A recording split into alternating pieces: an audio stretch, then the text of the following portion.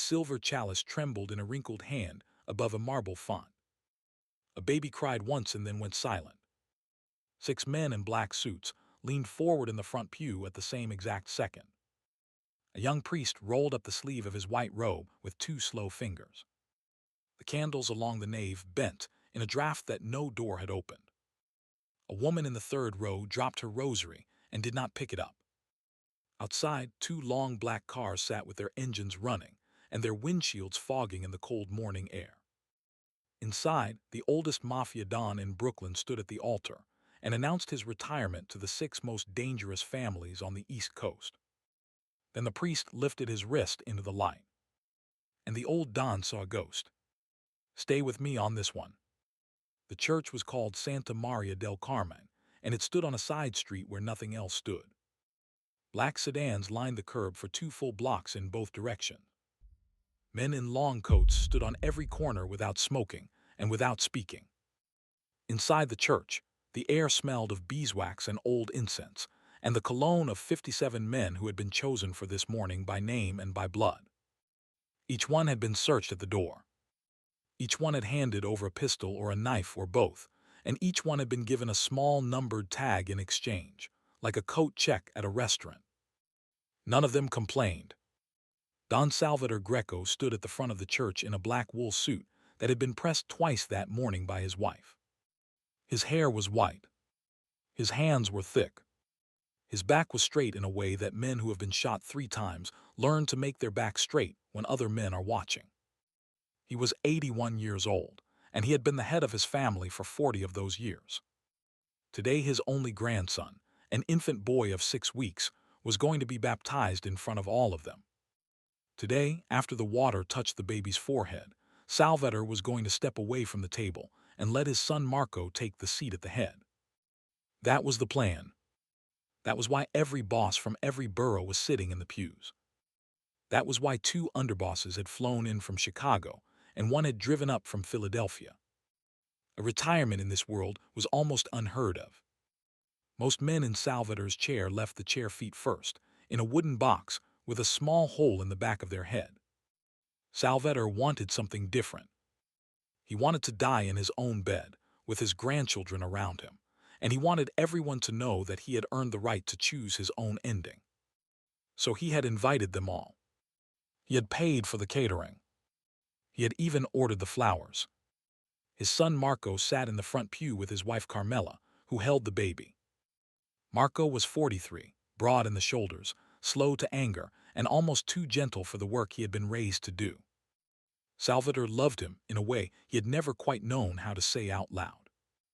He had spent the last 10 years quietly teaching Marco how to listen more than he spoke, and how to make a room of older men feel respected even when they were being told no.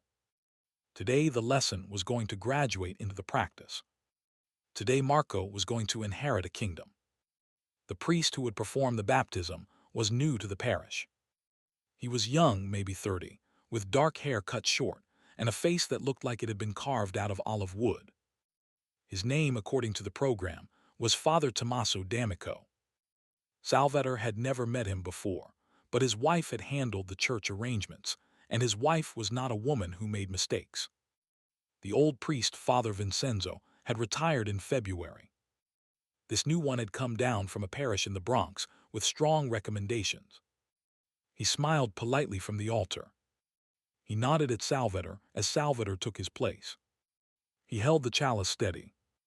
He did not look afraid, which Salvador liked, because most priests who looked at 50 mafia bosses at once looked afraid.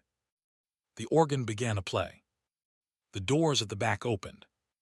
Carmela carried the baby down the aisle in a long white christening gown that had been in the Greco family since 1908. Marco walked at her side with his hand on the small of her back. Behind them came the godparents, an old friend of Salvador's named Nico Bellini and his sister Rosa, both in their 70s, both crying softly before they had even reached the altar. The whole church stood. The whole church watched. Even men who had killed each other's cousins 20 years ago put their hands across their hearts and watched. The baptism began. Father Tommaso said the prayers in clean Latin, then again in clean Italian, then again in clean English, because Salvatore had asked him to do all three. He sprinkled water on the baby's forehead, and the baby made one small protest sound and then went quiet. He anointed the baby with oil. He held the baby up for a moment to the congregation, and there was a soft murmur of approval from the pews, the kind of murmur that men make when they are pretending not to be moved. Marco wiped his eye with the back of his thumb.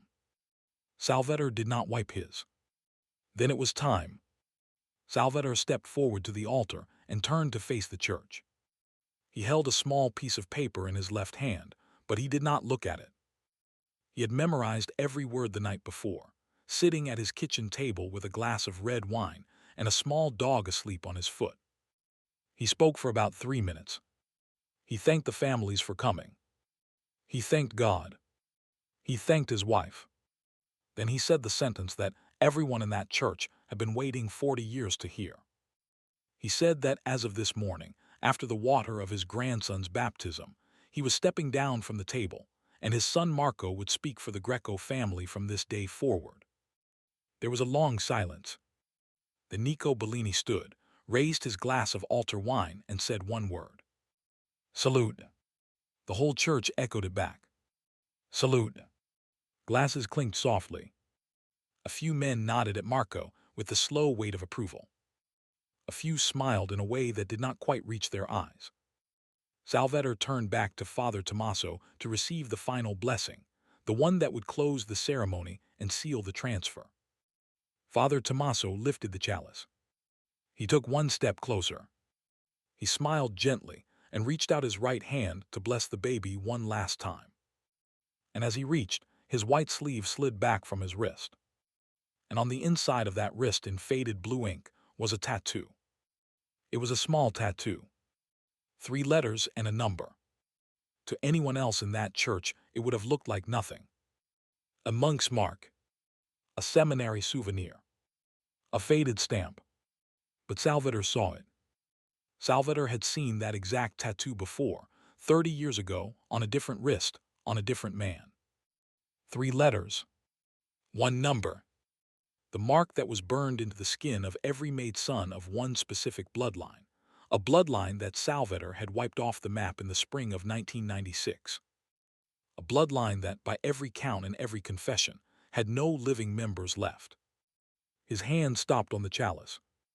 The chalice tipped. A single drop of wine fell on the white marble.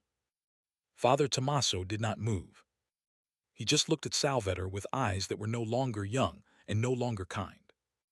And he smiled. For one full second, Salvatore could not breathe. The church seemed to tilt.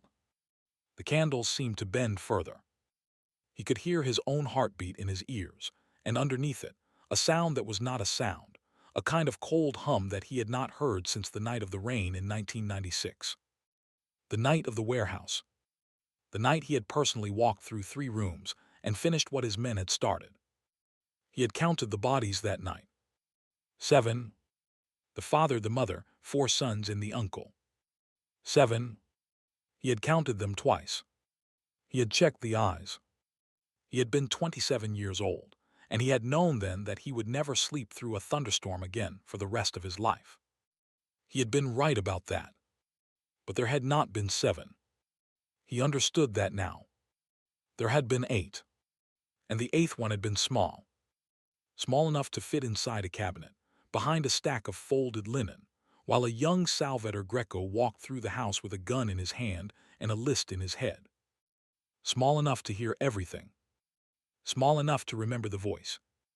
Small enough to grow up. Small enough to become a man, and to become a priest, and to come here to this church on this morning, to baptize the grandson of the man who had killed his entire family. The tattoo on the wrist was the brand of the Falcon family of Bensonhurst. And the man holding the chalice was the last living Falcon. Salvatore took a small step back from the altar. He kept his face still. He was a professional, and he had been a professional for 60 years, and his face did not betray him. But his right hand, the hand that had held a gun in 1996, began to shake very gently against his thigh. Father Tommaso, or whatever his real name was, leaned in and whispered something only Salvatore could hear. He whispered 4 words in clean, soft Italian. He said I was the boy. Then he straightened up, raised the chalice high, and announced in a calm priest's voice that the ceremony was now complete, and would the congregation please remain seated for a final blessing. Nobody moved. Nobody knew anything was wrong. The men in the pews were still warm from the moment. Marco was still holding Carmela's hand. The baby had fallen asleep against his mother's shoulder. Even Salvator's own wife, 2 rows back, was dabbing at the corner of her eye with a small lace handkerchief. They did not see the drop of wine on the marble. They did not see the way the Don's hand had not yet released the chalice. They did not see because they were not supposed to see. This moment, this very small private earthquake, belonged only to the 2 men at the altar. One who had killed, one who had remembered, and one chalice between them still wet. Salvator could have done it then. He could have stepped back, raised one finger, called Nico's name in a tone that everyone in the church would have understood in a heartbeat. Within 10 seconds, Father Tommaso would have been on the floor with 3 of his bones broken and a coat over his head. Within 20 minutes, he would have been in the trunk of a black sedan on the way to a basement in Red Hook. Salvator had retired from many things in his life. Killing had never been one of them. He still knew how to do it. He still had the men to do it for him. The signal was sitting on the tip of his tongue, ready and waiting, the way it had sat there 1,000 times in 50 years. But he did not give the signal. He did not move. He did not even change his expression. He simply let his hand release the chalice, slowly and gracefully, the way an old man releases a memory. Because in that 1 second, looking into those eyes, he had understood something he had not understood in 30 years. He had understood that this young man at the altar had been planning this moment for most of his life. He had understood that the tattoo had been shown on purpose, in this church on this morning, in front of every boss on the East Coast, because the boy in the cabinet had grown up to be a man with patience. And a man with patience never works alone. So if Salvator raised his finger now, something else would happen. Something that he could not yet see. Something that this young priest had already prepared for. So Salvator did the only thing a careful man does in front of a careful enemy. He smiled back. He nodded slightly. He took the chalice from Father Tommaso's hand with steady fingers. He turned to the congregation. He thanked the priest in a warm and grateful voice for a beautiful ceremony. He invited everyone to the reception hall in the parish basement for coffee, pastries, and a private toast. Then he stepped down from the altar with his wife at his side, kissed the top of his grandson's head, and walked slowly out of the nave. The organ began to play. The men in the pews stood. The doors opened. The cold air came in. And the day rolled forward as though nothing in the world had just happened. If you're still with me, hit that subscribe button. Because the storm was only 10 minutes away. In the basement reception hall, white tablecloths had been laid over 6 long tables. Trays of cannoli and sfogliatelle sat next to silver pots of black coffee. 2 waiters in white shirts moved silently between the tables, refilling cups and never making eye contact. The bosses sat in clusters by region, the way they always did at events like this. The Manhattan men with the Manhattan men, the Queens men with the Queens men, the out-of-towners along the back wall. Marco moved between them and shook every hand. Salvator sat in a high-backed chair at the head table with his wife on his left and his oldest underboss, Nico Bellini, on his right. He drank his coffee very slowly. He did not eat. Nico noticed first. Nico had known Salvator since they were both 14, and Nico had a kind of animal sense for when Salvator was about to do something that no one else in the room had been told about. He leaned in slowly, the way an old friend leans in, and asked in a soft voice if everything was all right. Salvator did not answer right away. He looked down into his coffee. He watched the small black surface tremble in his cup. Then he asked Nico a question that surprised even Nico. He asked if Nico still remembered the night of the warehouse. The rain. The list. The 7th body. Nico's face did not move, but his eyes did. He nodded once. Salvatore said there was an eighth. Nico set his cup down very gently on the white tablecloth. Across the room, Father Tommaso was moving table to table, accepting compliments, blessing children, allowing the older women to kiss his hand.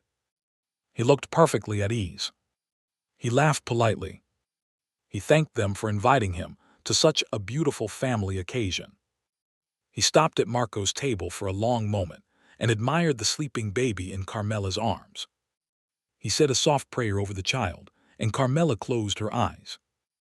Marco thanked him warmly. Salvatore watched all of it from the head table without blinking. He watched the way Father Tommaso's hand rested for one extra second on the back of Marco's chair. He watched the way Father Tommaso's eyes flickered, just for a half-second, toward the side door that led out to the alley. Then Father Tommaso straightened up and crossed the room toward the head table. He was coming, calmly and slowly, to pay his respects to the Don. Salvatore stood up to meet him. The hall went a little quieter, without anyone deciding it should. Old men have a way of feeling these things in the air. Father Tommaso stopped 2 feet in front of Salvatore and bowed his head respectfully. He thanked the Don for the honor of presiding at such a sacred occasion. He spoke in a voice loud enough for the nearest 2 tables to hear, and soft enough that nothing of importance carried. Then in the same warm priest's voice, with a polite smile still on his face, he said one sentence. He said, "In 10 minutes, Don Salvatore, your alley door is going to open, and 12 men you do not know are going to walk into this room, and we are going to talk about your retirement." Then he bowed again and turned away. Salvatore did not sit back down. He stood very still, with his right hand resting on the back of his chair, and he watched Father Tommaso walk out of the reception hall through the side door. Nico stood up beside him. 2 of Salvatore's capos, sensing the change in their boss's posture, stood up from their tables without anyone telling them to. Marco saw it from across the room and frowned. Salvatore lifted one finger toward Marco, a small old signal that meant stay where you are, stay calm, stay with your wife. Marco obeyed. Carmela hugged the baby closer to her chest. Salvatore turned to Nico and said, in a voice so quiet that only Nico could hear it, "There is one door we can use, and we have 9 minutes." Nico said 8. 8 minutes? Salvatore nodded. They began to move. The truth about the night of the warehouse, the truth that Salvatore had never told anyone, not his wife, not his son, not even his confessor, was this. He had not gone there to kill the Falcons over money. He had not gone there to kill them over territory. He had gone there because Don Falcone, the patriarch, had threatened Salvatore's wife. Not in a metaphor. Not in a passing comment. He had made a phone call at 3 in the morning in October of 1995, and he had described, in slow and disgusting detail, what he was going to have done to Salvatore's wife and to their newborn son if Salvatore did not pay him a number that no man on earth could have paid. Salvatore had hung up the phone. He had sat at his kitchen table until the sun came up. Then he had walked into the next room, kissed his sleeping wife on the forehead, and started planning. 6 months later, on a rainy night in April, the Falcone bloodline ended in a warehouse off Avenue U. Or at least Salvatore had thought so. He had checked the eyes of the father. He had checked the eyes of the mother. He had checked the eyes of the 4 sons, none of whom were older than 19, all of whom had begged. He had checked the eyes of the uncle who had spit at him. He had done all of this with his own hands, because he had decided that night that this was the kind of debt a man cannot subcontract. He had also decided, in that warehouse, that this was the last time he would ever do such a thing in person. He had been good to that promise. For 30 years. Until today. Until the chalice tipped at his grandson's baptism, and a small drop of red wine fell on white marble, and the past walked back through the door in a priest's white robe. Salvatore reached the alley door of the reception hall in 2 minutes flat. Nico was at his right shoulder. 2 capos, Tony and Sal Jr., were at his left. He was not running. He was walking the way an old man walks when he has been doing this for 60 years. Calm, steady, eyes forward. His hand reached out to the door handle, and at the exact same moment, the door handle began to turn from the other side. Salvador froze for 1/2 second. Then he stepped back. The door opened inward. Cold air came in, and the first of Father Tommaso's 12 men walked into the hall. Except it was not 12. It was one. One man in a long black coat, with his hands held open and empty in front of him. He was older than Salvador had expected.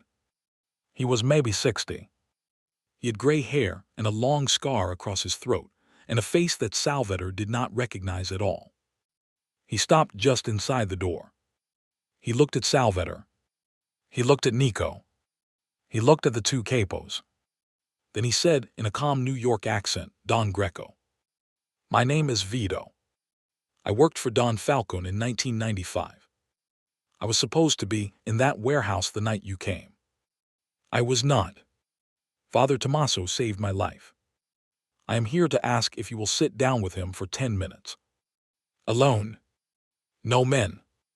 No weapons. He has waited 30 years to ask you one question. After you answer it, you will know how the rest of this day goes." Then he stepped to the side and he waited. Salvador stood in the doorway. The cold air moved past his face. He looked back over his shoulder across the reception hall, at the head table, at his wife, at his son, at his grandson asleep in his daughter-in-law's arms. He thought about the chalice. He thought about the drop of wine on the marble. He thought about the 8th body that had never been. Then he turned to Nico and gave a small nod. Nico nodded back. Salvador took off his suit jacket, folded it carefully, and handed it to Nico. He buttoned his vest. He smoothed his hair with one slow hand. Then he stepped past Vito and walked out into the alley alone. The door closed behind him. The cold air swallowed the sound. And the rest of the day belonged to two men, and a story that had been waiting 30 years to be finished. They sat on two folding chairs that had been set up beside a brick wall, 20 feet down the alley from the church door. Father Tommaso had taken off the white priest's robe. Underneath he wore a plain black shirt and black trousers, with no collar.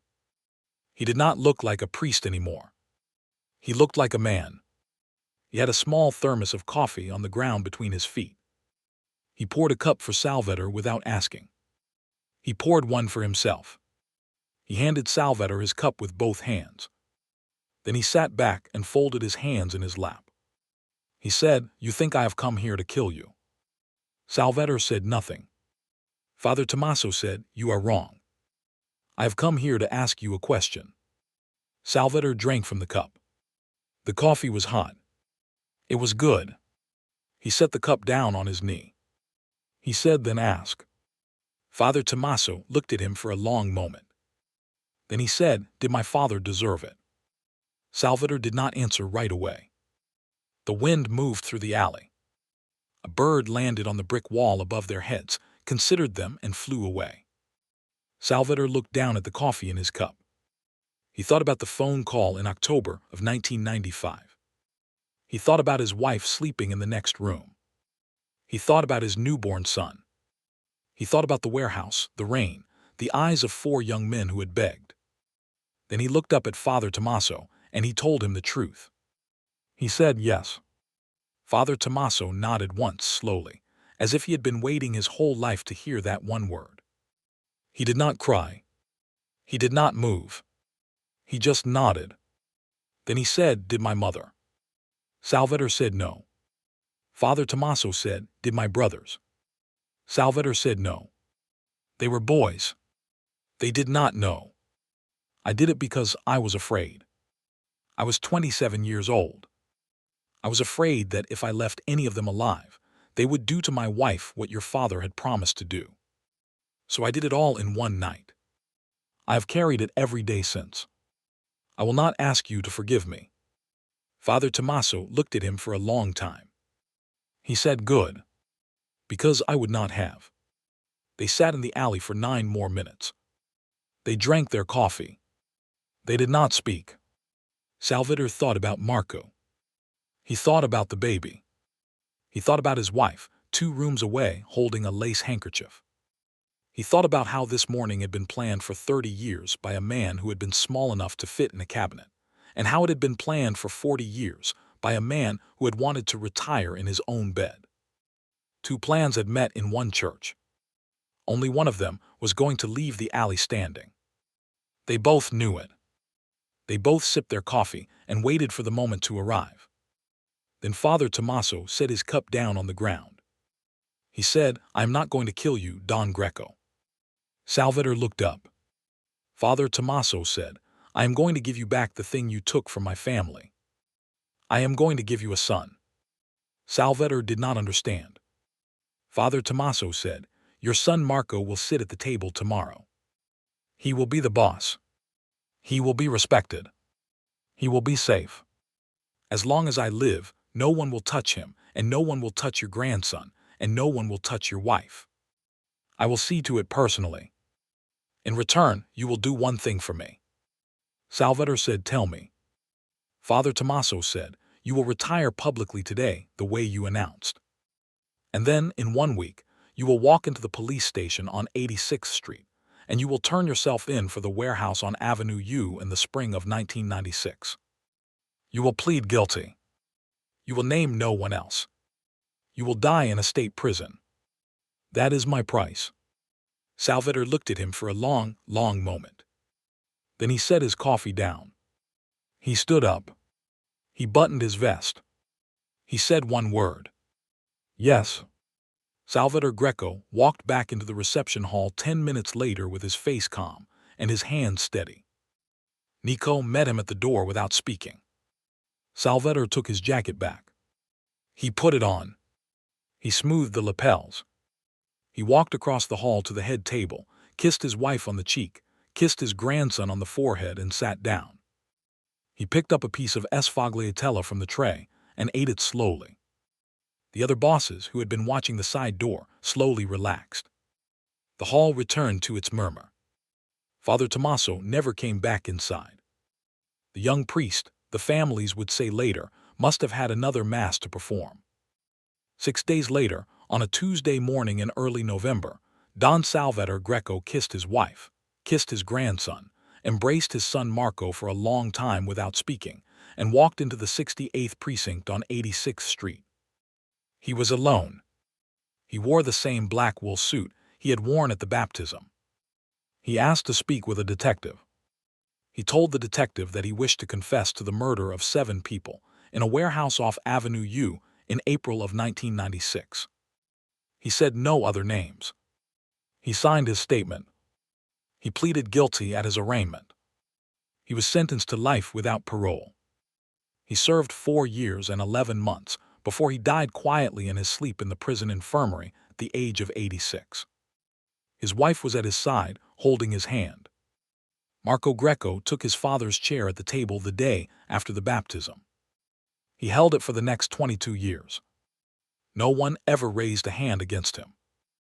No one ever raised a hand against his son. No rival family ever asked why. The street simply understood that the Greco family was, for some reason no one quite remembered, untouchable. Marco was a careful boss, a quiet boss, a boss who paid his debts and remembered every favor. He was a good father. He was a good husband.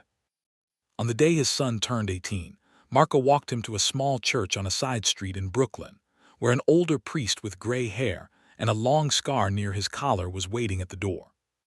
The priest smiled and shook the young man's hand. He blessed him. He said nothing else. And the door closed behind them, very gently, the way old debts close when they have finally been paid in full.